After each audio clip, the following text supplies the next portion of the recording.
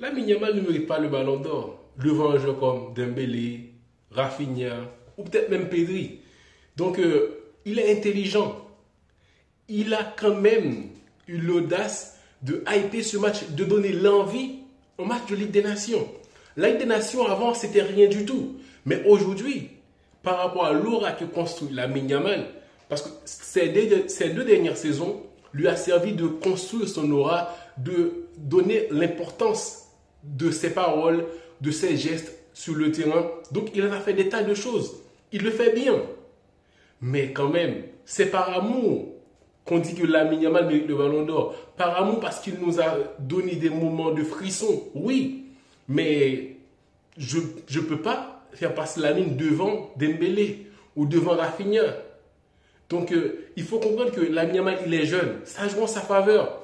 Imagine quelque chose que tu avais ressenti des années auparavant, quand Messi était là, Ronaldo, ou peut-être même Ronaldinho. Aujourd'hui, c'est Lamine Yamal qui fait réveiller ses sensations en toi. Donc, logiquement, tu acceptes que c'est lui le meilleur joueur au monde. Parce que pour beaucoup, Lamine Yamal, même s'il n'est pas le ballon d'or, mais il restera le meilleur joueur du monde. Beaucoup de gens pensent que Lamine Yamal est le meilleur joueur du monde actuel.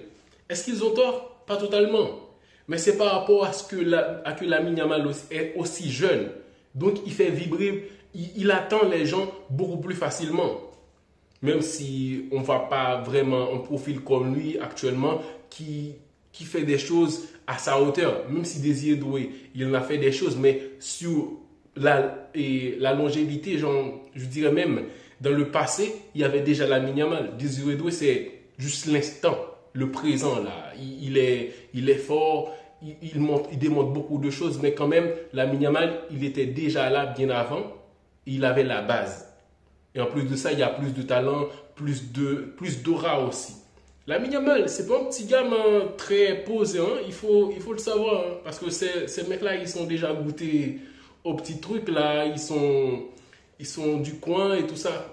Beaucoup de choses extra-football que ce n'est pas trop nécessaire, mais quand même, ce n'est pas un petit gars trop posé là. Parce que là, à l'époque, Messi et tout ça, c'est un joueur, on voit, il répond sur le terrain, c'est pas le genre à parler dans la presse comme ça pour chauffer les choses. Lamine Yamal le fait en sa faveur parce qu'il sait très bien qu'au cas où il marque sur ce match-là le présent face à la France, ça va faire parler. Donc, il commence à chauffer et pour avoir les choses en sa faveur parce que quand tu annonces quelque chose, tu l'annonces et tu es capable de concrétiser, là, c'est important. Tes déclarations vont être prises beaucoup plus au sérieux à l'avenir et à chaque fois, comme Mourinho l'avait fait.